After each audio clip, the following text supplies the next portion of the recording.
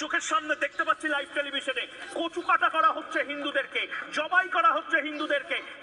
কি করে অনর্গল মিথ্যা কথা বলে যেতে হয়, কি করে মিথ্যা ভুয়া নিউজ প্রেজেন্ট করতে হয়, সেটা আর বাংলা না দেখলে আপনারা বুঝবেন না।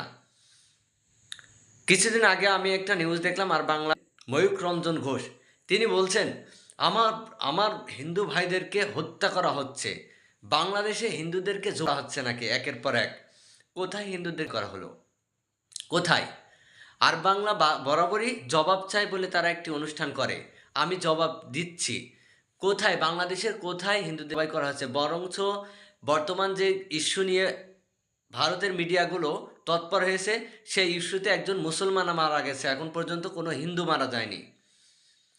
বাংলাদেশে যদি বাস অ্যাক্সিডেন্ট হচ্ছে, সেক্ষেত্রে তারা বলছে বাংলাদেশের মুসলমানরা নাকি হিন্দুদের সনাতনীদের বাসে